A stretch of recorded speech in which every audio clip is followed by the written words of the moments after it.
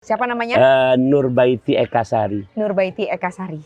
Yang mengabdikan hidupnya untuk Prof Yono. Iya, jadi intinya saya bilang ada encouraging woman. Encouraging woman. Luar biasa.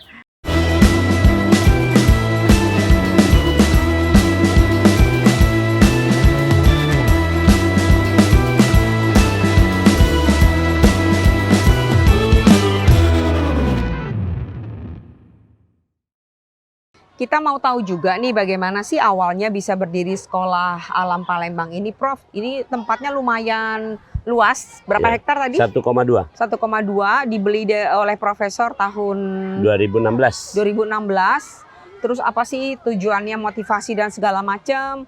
Dan Anda sering sekali menuliskan di Instagram gitu ya tentang sekolah alam. Sebenarnya apa yang mau dituju? Seperti ini. Yang pertama terjadi krisis ketika pendidikan tidak menyenangkan, tuh satu. Yang kedua, pendidikan tidak membentuk manusia yang memiliki karakter moral dan karakter kinerja. Jadi moralnya nggak terbentuk dengan baik, kinerjanya juga amburadul. Ya. Akhirnya mereka jadi line of worker, jadi hanya menjadi buruh, jadi cuman ini dimanfaatkan orang lain, nggak mulia deh kira-kira seperti itu. Nah dari situ saya nggak ingin anak-anak saya di situ. Maka awalnya 2005. Waktu saya masih kesulitan, ini kan saya paradoks. Abu Rizal Bakri sama yang lain-lainnya, Mohtar Riyadi, kaya dulu baru dirikan yayasan.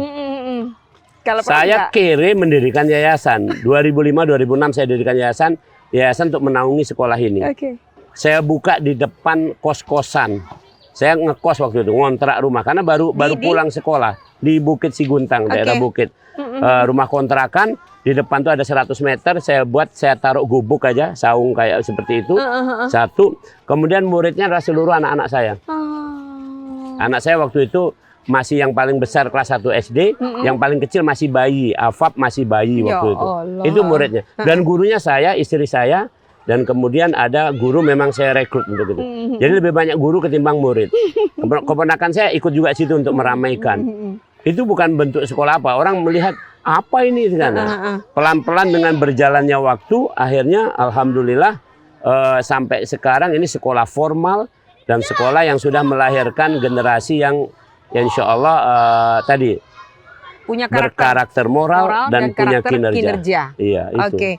Kadang kalau lagi melihat seperti ini gitu ya Profnya, dan juga kan ada tadi saya lihat itu ada tiang-tiang ya, nanti bisa diambil gambarnya. Kan itu berarti masih perlu biaya gitu ya untuk mendirikan, untuk membaguskan lah sekolah alam ini sedemikian rupa. Ada nggak rasa putus asa, desperate gitu? Ada. Jadi pada waktu ini tahun 2005, puncaknya tahun 2014. 2014 saya kan sebelum tahun 2016 kan nggak punya lahan ini. Itu nggak punya lahan, numpang kemana kesana kemari. Begitu yang punya lahan mau make, saya terusir, kami terusir. Akhirnya saya bilang sama istri saya, udahlah kita tutup aja sekolah ini. Anak kita pindahkan. Rupanya anak saya yang nomor 1 ngotot. Waktu itu anak tahun 2014 anak saya nomor 1 mau masuk SMA. Saya kirim ke SMA 6 segala macam, nggak mau mereka. Padahal saya kan salah satu pembina juga di SMA 6 sebagai pembina dari luar ya. Dia nggak mau kirim ke Jakarta kemana ke pesantren juga nggak mau. Apa pertanyaan dia? Kenapa ayah sama ibu nggak bikin? Dia bilang Abi sama Umi. Kenapa Abi sama Umi nggak bikin sekolah aja? Di sekolah SMA-nya untuk saya. Nanti muridnya cuma kamu, nggak apa-apa, nggak jadi masalah muridnya cuma saya. Akhirnya dibikinlah sekolah untuk dia tadinya. Akhirnya kawan ada yang ikut juga. Oh begitu. Jadi saya percaya dengan pada saat itu memang betul putus saja. Mau di mana kita naruh. Nah kemudian dapatlah lahan ini. Lahan ini juga dapatnya waktu pertama ke sini saya lihat lahan ini. Saya tanya yang punyanya, kata dia kalau boleh dijual, kalau waktu itu dijual 4 miliar nih. 4 miliar. Termasuk agak murah zaman itu kan. 4 miliar. Terus bilang kalau kamu punya uang separuhnya boleh kamu dekat, kalau nggak usah. Ya mau 2 miliar dari mana? Wong di kantong paling 2 juta kan kira-kira begitu. Jadi akhirnya udah saya lupakan untuk keinginan itu, saya numpang di depan situ, numpang betul. Numpang. Ya, oke, nah akhirnya setahun kemudian orang ini manggil lagi. Terserah kamu mau dibeli cara kayak mana.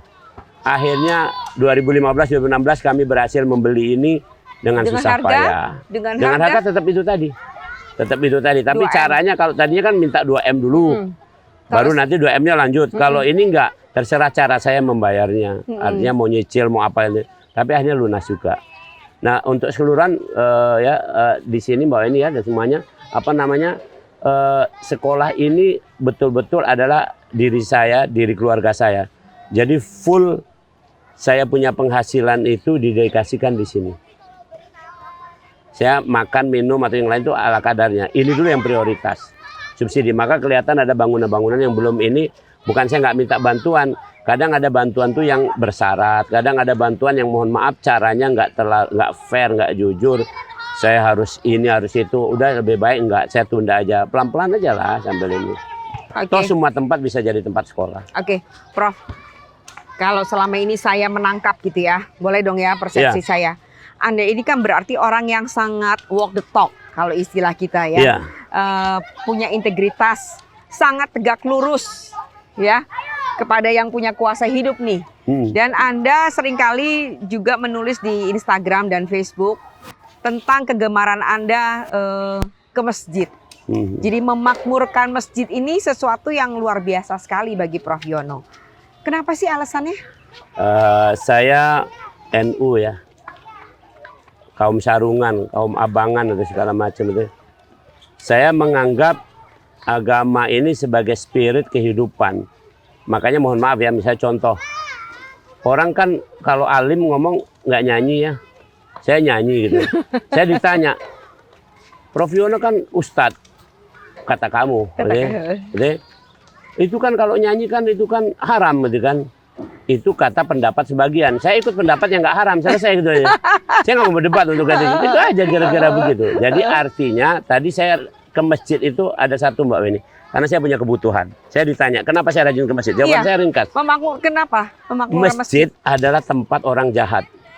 Masjid tempat orang jahat. Ini kesalahan pikiran kita. Orang yang sudah bagus ke sorga bukan ke masjid. Itu. Bener nian. Saya orang yang penuh masalah. Saya masuk ke masjid, saya menangis, mengadukan masalah saya. Itu saya puas, walaupun belum selesai. Misalnya saya nggak punya uang, kesulitan. Saya masuk masjid sholat, doa saya. Ya Allah, aku nggak punya uang. Saya habis mukulin orang atau habis katakanlah menteledorkan pasien. Sehingga pasien itu mungkin megap-megap atau apa, sampai parahnya bisa meninggal dunia. Walaupun secara medis nggak salah, tapi kan saya nggak optimal bisa gitu. Saya ke masjid, mengadukan bahwa saya udah jahat. Gitu. Dan saya selama ini nggak pernah berpersepsi bahwa saya sudah baik. Itu kalau sudah baik emang di surga. Karena surga semua isinya orang baik, nggak ada orang jahat. Itu aja logika. Nah ini makanya kalau di masjid itu saya akrab banget, seneng gitu. Karena persepsi saya sama-sama orang jahat. Gitu. Jadi sebenarnya alasannya sederhana sekali ya Prof ya. Sederhana. Jadi jangan dikira orang ke masjid itu alim, masjid bukan itu alasannya sederhana. Saya dari kecil dilatih seperti itu. Kiai saya di pesantren juga begitu. Saya kan dibesarkan di pesantren. Mbak Weni kalau mau tahu, saya mulai naik mimbar umur 7 tahun. Dibikinkan teks. Karena saya cukup cerdas ya untuk baca, jadi 7 tahun udah bisa baca. Darmo Carito tadi. Iya, kiai saya menuliskan tuh. Saya masih ingat naik panggung saya digendong. Dinaikkan di atas panggung, diganjel. Sebelum kiainya ceramah, saya suruh ceramah dulu dengan teks itu tadi. Umur 7 tahun. Jadi kalau sekarang saya ceramah, mohon maaf ya, saya ceramah di masjid atau saya ngomong itu nggak pakai teks. Karena saya punya ciri ternyata ideation, orang yang mampu mengkonsep. Wawancara kita ini ada di kepala saya semua tuh. Tinggal saya keluarkan aja dengan bahasa saya. Seperti itu. Oke, Prof. Nggak kerasa ya kita udah ngobrol-ngobrol. Saya sudah mewawancara Prof Yono hampir 1 jam, banyak sekali insight yang kita dapatkan. Tentu saja teman-teman sekalian, kita belajar banyak bagaimana tentang hidup ini boleh dibilang. Ya Prof ya, tentang hidup. Nah sekarang pertanyaan terakhir nih. Mau bermanfaatnya lagi seperti apa? Ada 2 jawabannya. Ada 2 hal yang perlu diingat kita semua. Orang yang akan berakhir hopefully to be legend. Hopefully to be legend. Jadilah harapan saya itu. Mudah-mudahan saya menjadi legends. Anak sekarang, anak muda tahulah apa ada legends. Yang dikenang, yang inspiratif. Itu untuk saya. Harapan saya kedua adalah Hopefully setelah saya to be successor, untuk menjadi orang yang sukses. Kalau successor kan sebenarnya sukses ya. Tapi kalau dalam bahasa kita diartikan pengganti. Pengganti. Tapi itu udah kata-kata successor, pilihannya bagus. Jadi 2 harapan itu aja. Ini semua adalah mereka-mereka ini adalah successor saya. Nanti lebih hebat dari saya. Penerus ya. Bukan hanya anak saya, tapi mereka ini semua. Dan saya berharap bisa jadi legend. Itu harapannya cuma itu aja. Legend tidak langsung berhubungan dengan materi. Banyak orang punya materi tidak menjadi legend. Legend tidak berhubungan dengan kekuasaan atau jabatan. Banyak orang punya jabatan, kekuasaan, bukan legend.